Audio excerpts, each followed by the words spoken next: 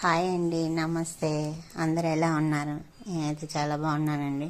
పొంగల్ చేసి అమ్మవారికి పెట్టుకున్నాం కదండి. ఆ బాబాయ్ వాళ్ళు కుంభం పోసారు. కుంభం అంటే పెద్ద కుండ వండి అమ్మవారికి కుంభం పోస్తారనమాట. నేనైతే చిన్న గిన్నెలోనే వండానండి. అందరికీ నైవేద్యం పెట్టారు. నైవేద్యం తిన్నాము. అయితే అక్కడ నైవేద్యం అక్కడ మాత్రమే తినాలంట. మిగిలింది కూడా అక్కడ గుంట తీసి గుంటలోనే పోసారు.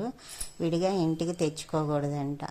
అయితే 2 రోజులు 2 మేకపోతులు కోసారండి మా బాబాయ్ వాళ్ళు.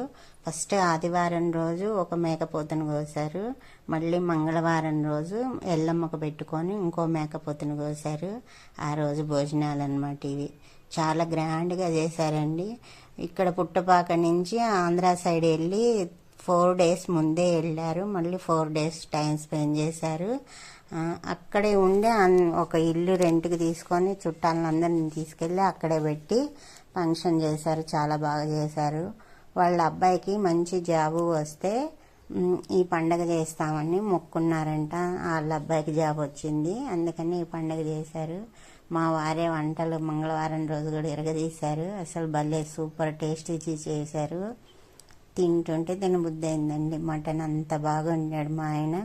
మళ్ళీ పలావ్ కూడా చేశాడు. చాలా బాగుందండి టేస్ట్.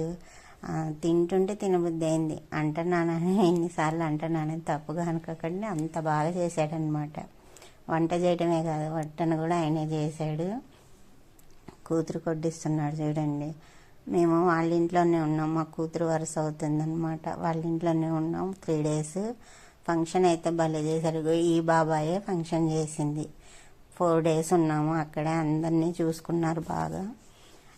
నాకు కూడా వడ్డిస్తున్నాడు చూడండి. మటన్ అయితే అసలు ఎంత బాగా కుదిరిందో.